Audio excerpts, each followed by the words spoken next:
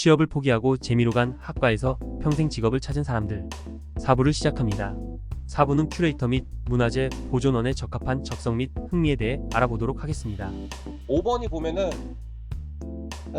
큐레이터 및 문화재 보존원의 적성 및 흥미 이 부분인데, 예, 사실 저희가 앞부분에서 뭐 얘기는 많이 나눴어요. 예. 나눴는데 원장님 여기서 조금 추가해서 해주실 말씀 혹시 있으세요? 네. 결국은 적성하고 흥미, 네. 직업하고 취미, 이것을 어떻게 일치시키느냐가 굉장히 중요한 직업 중에 하나가 바로 큐레이터나 문화재 보존원인 것 같아요. 역사를 보존하고 박물관에서 일을 하고 전시를 하고 사람들을 만나야 된다는 일이라면 일단은 그 직업에 대한 자부심도 있어야 되겠지만 그것을 또 같이 일하는 사람들하고 협력도 해야 되고, 그다음에 거기에 대한 나의 그 흥미가, 재미가 있어야 되고, 또 그것을 통해서 열정이 있어야 되고, 이런 모든 것들이 그래서 결국은 근데 그런 것들, 재미와 어려움이 동시에 아주 극한 상황으로 존재하는 것이 아마 박물관의 또 기록원에 우리 문화재 조사하는 큐레이터, 문화재 연구원 또는 문화재 보존의 그 업무가 아닐까 이렇게 생각이 됩니다.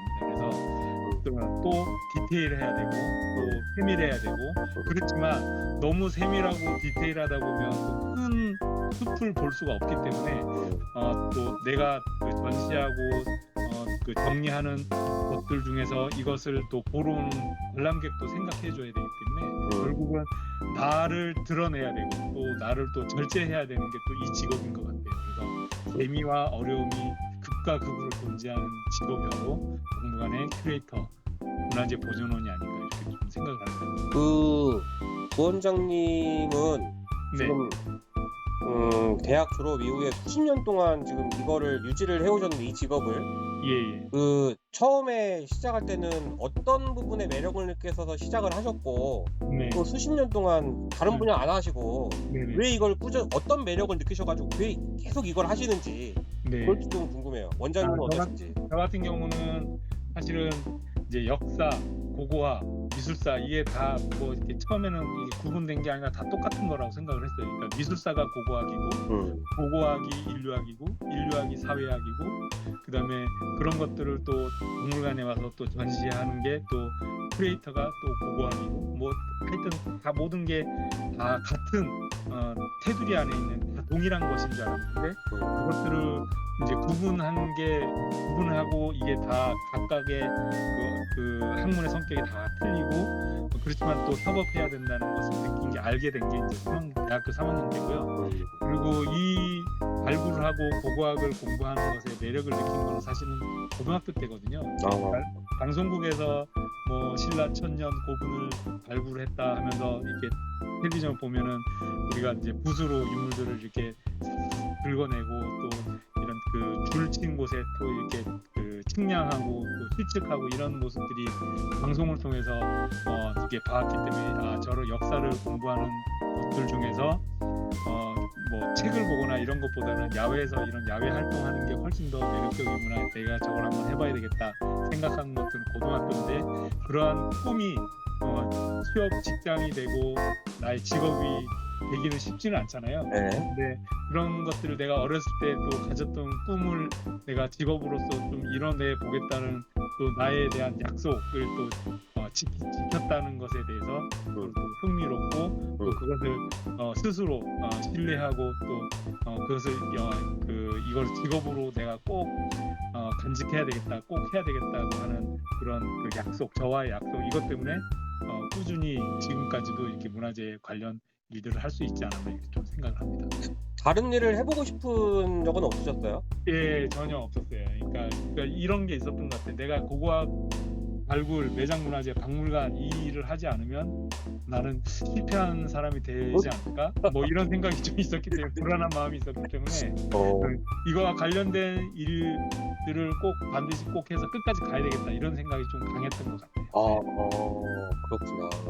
그러면 이제 앞으로도 지금 이제 50대 중반을 넘어가고 계신데, 앞으로도 그러면 계속 관련된 분야에서 계속 이제 결국은 내가 하고 싶다고 해서 계속 할 수 있는 건 아니라고 생각하는데, 내가 뭐 이거와 관련돼서 뭐 죄를 짓거나 뭐 뭐 사고를 쳤다거나 이런 게 아닌 이상은 네. 앞으로 나에게 계속 이런 그 문화재 조사를 하고 문화재와 관련된 자문도 하고 컨설팅도 하고 계속해서 연관돼서 이런 일들이 계속 있을 거라고 생각을 하고 그것은 나에게 계속해서 기회를 주기 때문에 내가 할 수 있다고 생각을 하거든요. 그리고 또 어떻게 보면 이 문화재라고 하는 매장 문화재 조사라든지 문화재와 관련된 일들을 한다는 것은 또 나에게는 또 내가 이때까지 20년, 30년 공부한 책임이라고 생각을 해요. 그래서 돈을 벌든 벌지 않든 문화재라고 하는 이 특수한 일에 내가 계속 봉사하고 또 내가 이거와 관련된 민원들이 생기면 언제 어디서든 가서 얘기해주고 또 자문해줄 수 있는 그런 그 기회가 주어진다면 제가 뭐 죽을 때까지 이 일을 해야 된다고 생각합니다. 그래서 사명, 뭐 소명 의식도 있고 책임감도 있고 그렇습니다. 청취자분들 다 들으셨죠? 지금 이 분야의 그 매력이 있습니다. 그리고 사실 그 원장님 그 수익도 괜찮으시잖아요, 그죠? 네, 네, 뭐, 다른 또 여러 가지 직업들에 비해서 네, 또. 열심히 또 성실하게 살았기 때문에 네. 또 우리 또 연구원에서 네. 그만큼 또 제가 일한 만큼 또 네, 나쁘지 않게. 보장해주고 있고 보다 훨씬 더 많이 네, 또 급여를 주고 있기 때문에 항상 감사한 마음으로 네, 제가 또 회사를 위해서 또 뭘 해야 될까 네, 열심히 찾아다니고 있습니다. 네. 또 이제 마침 또 홍보도 해주시고 감사합니다. 네, 저 같은 경우에는 이제 사실 저는 고등학교 때는 전혀 이쪽에 관심이 없고 공부 쪽에 흥미는 없었는데 세계사 쪽은 정말 좋아했어요. 예, 그 만화 세계사를 네, 그 옛날에 그 개몽사에서 나온 맞아요. 20권짜리가 있었는데 그거를 달달달 외웠어요. 아. 너무 좋아해가지고 네, 네, 먼 나라 이웃 나라를 되게 좋아했어요. 예, 그 이원복 교수가 쓴 네, 뭐 일본 책을 베꼈다고 하던데 아무튼 이제 그거 저희 때는 그게 유행이었잖아요. 네, 이제 대학 들어갈 때는 학부로 들어가가지고 사과 이런 거는 없다가 예, 제가 이제 그 좋아하던 여학생한테 차여가지고 군대 일찍 갔거든요. 예, 1학년 1학기 가지고 군대 갔다 온 다음에 아, 복학을 해가지고 그렇죠. 나는 무슨 과를 골라야 되나 하다가 근데 마땅히 어디 가고 싶은 데는 없는 거예요. 예, 그래가지고 근데 내가 제일 좋아하는 데는 사학과니까 예, 사학과를 가자 해서 사학과를 가서 막상 역사를 공부해보니까 이게 앞으로 취업하고 연관은 그때 당시에도 취업하려면 사학과 가지 말라는 얘기가 있었는데 맞아요. 예, 저희 때도 그랬어요. 예, 근데 막상 가보니까 공부하는 건 너무 재밌고 그러니까 적성에 맞았던 거죠. 네, 그래서 너무 재밌게 하다가 대학교 3학년 정도쯤에 그 박물관에서 학교 내에 있는 박물관에서 네, 뭐 대학생 다니는 걸 조교라 그러나요? 조교가 아닌데 뭐라고 하지?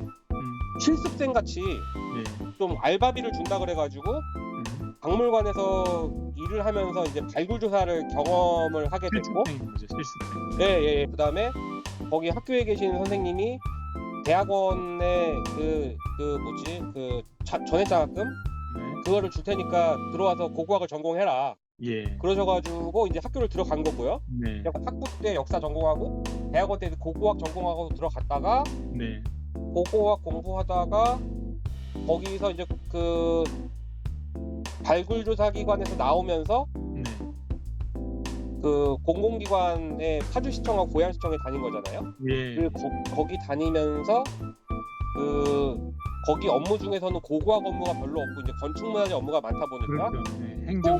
거기에 또 재미를 느껴가지고 박사는 이제 전통 건축으로 가가지고 네, 또 이제 공부하고 그 이후에 사회 나와서는 이제 세계유산 쪽에 관심을 가지게 돼가지고 예. 그걸 다 포함을 하니까 네, 관심이 돼가지고 이제 계속해서 그런 식으로 공부를 해왔는데 네, 저한테도 이제 제가 스스로 이제 원장님께 여쭤봤던 것처럼 똑같이 물어본다면은 네, 내가 다른 거를 생각해 본 적은 없느냐? 저는 다른 거도 많이 생각해 봤어요. 원장님 아시다시피 제가 뭐 이것저것 막 하는 게 많이 있잖아요. 예. 뭐 얼마 전에 뭐 그 복합문화공간도 하다가 이제 막 팔아먹기도 하고 네, 뭐 여러 가지 사업을 뭐 문화재 활용 사업과 연관해서도 많이 하고 이제 하기도 했지만은 예, 변하지 않는 건 그건 같아요. 제가 뭐 워낙에 그 문화재 덕후다 보니까 예, 다른 어디 가는 것보다 문화재 가는 거 좋아하고 문화재와 관련된 책 같은 거 보는 거 좋아하고 이런 사람이다 보니까 뭐 내가 뭐 혹시나 순댓국집을 하더라도 응. 난 아마도 답사를 다니고 있지 않을까. 예. 예. 근데 지금 그런 것과 지금 내 직업이 참 덕업일치가 되고 있으니까 응. 사실은 이제 40대 중반까지 살아온 인생으로 봐서는 그 자기가 좋아하는 취미를 일로 연관시키는 굉장히 행운아 중에 한 명이 아닐까. 예, 저는 그런 생각이 들더라고요. 또 앞으로도 지금 이제 주변에 뭐 여러 선생님들하고 또 여러 가지 프로젝트를 또 기획을 하고 있으니까 응. 그런 것도 하다 보면은 또 문제가 또 재밌는 앞으로도 계속 이 일을 이런과 연관된 일들의 끈을 놓지는 않을 것 같고 응. 예, 저도 또 하나의 예로서 말씀드리면은 만족도가 그렇게 나쁘진 않다. 그렇죠. 예, 그리고 또 돈을 벌 때는 또 많이 벌기도 했었고 못 벌 때는 네. 또 적자도 보고 했지만은 예. 네, 그런 말씀을 우리 청취자님께 드려보고 싶습니다. 네. 네. 그래서 지금까지 그 적성하고 흥미와 관련해서 이제 얘기를 드렸는데 예. 사실은 적성이 되게 중요한 그 직장인 것 같아요, 그죠? 그렇죠. 우리 분야는 특히 예. 안 그러면은 성과도 잘 안 나거든요. 그런 것 같아요. 결국은 적성도 맞고, 그다음에 내가 재미도 있고, 그렇지만 여기는 또 전문성이 있어요. 우리 일은 전문성이 없으면은 공부가 안 돼 있으면 그냥 여행자일 뿐이고, 그다음에 그냥 그 박물관을 겉도는 그런 관람객일 수밖에 없는 거예요. 근데 거기에 우리가 하는 거에 재미와 그다음에 전문성이 더 덧붙여진다면 그거야말로 정말 그 철갑을 두른 그 장수와 같다고 저는 생각을 합니다. 그래서 장수가 전쟁에 이기려면은 그 무기를 잘 쓰고 또 자기가 또 그 리더로서의 또 그 힘이 있어야 되잖아요. 네. 그래서 그 리더로서의 힘은 바로 전문성이라고 저는 생각을 합니다. 4부는 여기까지입니다. 5부는 큐레이터 및 문화재 보존원의 고용 전망부터 살펴볼게요.